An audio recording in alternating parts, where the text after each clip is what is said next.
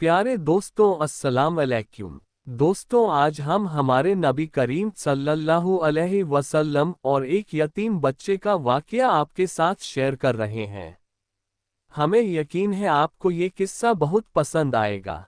दोस्तों, नबी करीम सल्लल्लाहु अलैहि वसल्लम का ये किस्सा पढ़ने से पहले एक बार दरूद शरीफ पढ़ें।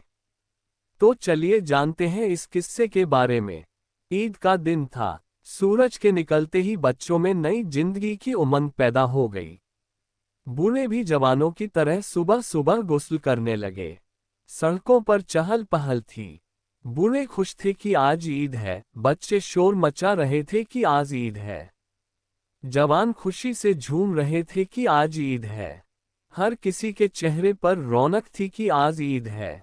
औरतें सजने संवरने में मशगूल थीं। हर तरफ खुशी की लहर दौड़ रही थी।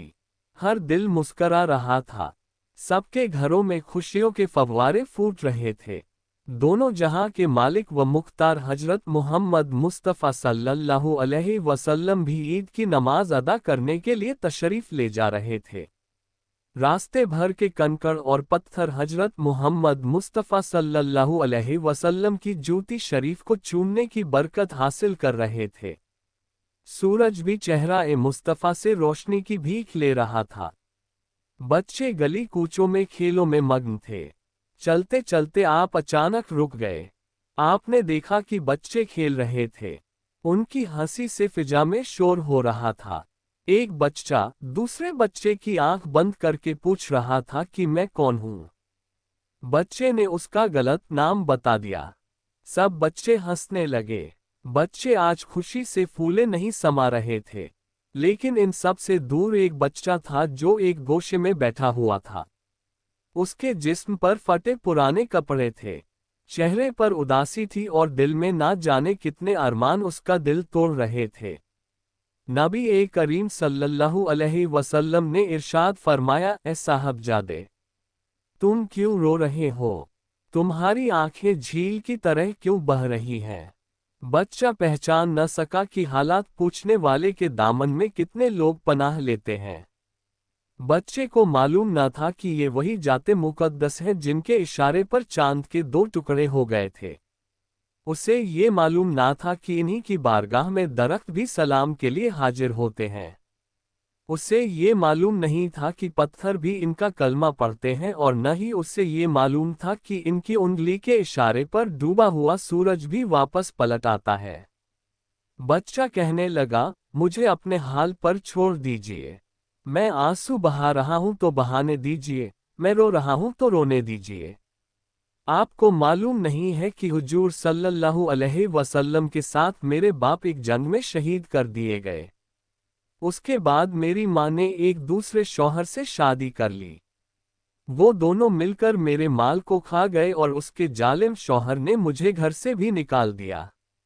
मेरे पास खाना नहीं है कि मैं खाऊं, मेरे पास पानी नहीं है कि मैं अपनी प्यास बुझा सकूं। मेरे लिए कपड़ा नहीं है कि मैं पहनूं। मेरे लिए पनाह लेने की कोई जगह नहीं है। मेरा कोई मकान नहीं है। बस आसमान का शामियाना है और जमीन का फर्श है, जिस पर सो लेता हूं और इस जमीन पर एक बोझ की तरह हूं। लेकिन आज अचानक जब मैंने उन बच्चों को खेलते हुए देखा जिनके माँ बाप हैं, जिनके बदन पर नए नए कपड़े हैं, जिनके सरों पर हाथ रखने वाले उनके बुजुर्ग हैं, खुशी के गुलशन में बहारें हैं, उनके लिए माँ की ममता और बाप का प्यार है। उनकी खुशी को देखकर मुझे गुजरा हुआ जमाना याद आ गया। वो वालिदे गिरामी की कभी न भूलने वाली शफकतों का मंजर मेरे निगाहों के सामने दौड़ रहा है। आज मेरा जख्म ताज़ा हो गया है। मेरी मुसीबत ने एक नया रुख ले लिया है। आज अब्बूजान की मोहब्बत का झलकता हुआ सागर मुझे बेचैनी में मुबतला कर रहा है। यही मेरे रोने का सबब है। कुर्बान जाए सरकारे दो आलम सल्लल्लाहु अलैहि वसल्लम की नवाजिश पर कि बच्चे के हाथ को रहमत भरे हाथ में थाम लेते हैं और इरशाद फरमाते हैं, क्या तुम्हें इस बात पर खुशी ना होगी जब हुजूर सल्लल्लाहु अलैहि वसल्लम तुम्हारे बाप बन जाएं, हजरत आयशा तुम्हारी माँ बन जाए और हजरत फातिमा तुम्हारी बहन बन जाए, हजरत अली तुम्हारे चाचा बन जाएं, और हसन और हुसैन तुम्हारे भाई बन जाएं। बच्चे ने जब ये सुना तो दिल की दुनिया बदल गई। उसका मुरझाया चेहरा गुलाब की तरह खिल उठा। बच्चा दामन ए रहमत को पकड़कर मचल गया। इतनी नवाजिश को देखकर झूम उठा और मचल कर कहने लगा, ए रहमत वाले आका, जब आप मिल गए तो सारी कायनात मिल गई। जब आप मिल गए तो दोनों जहां की दौलत मिल गई। जब आप मिल गए तो दोनों जहां की खुदाई मिल गई। अल्लाह के प्यारे रसूल हजरत मोहम्मद मुस्तफ़ा सल्लल्लाहु अलैहि वसल्लम उस बच्चे को घर ले गए। घर में उसे अच्छे कपड़े पहनाया और उसकी जुल्फों को संवारा। जिस्म पर खुशबू मली, आंखों में सुरमा लगाया, खाना खिलाया और सब कुछ करके बच्चे को खुश कर दिया। नबी करीम सल्लल्लाहु अलैहि वसल्लम ने देखा कि बच्चा दूल्हे की तरह खुश है। होठों पर मुस्कुराहट की कली खिल रही है। जिस्म चांदी की तरह चमक रहा है। उन्होंने बच्चे को बाहर जाने की इजाजत दे दी। बच्चा हंसते हुए खुशियों के मोती लुटाते हुए और दौड़ते हुए उन्हीं बच्चों में जाकर मिल गया जहां वह पहले बैठा था। बच्चों ने जब उसकी इस बदली हुई हालत को देखा तो वो हैरान रह गए। कहने लगे, तुम तो अभी रो रहे थे, अचानक कौन सी दौलत मिल गई कि तुम खुश नजर आ रहे हो। बच्चे ने कहा, सुनो, मैं भूख व प्यास की वजह से तड़प रहा था पर अब आसूदा हो चुका हूं।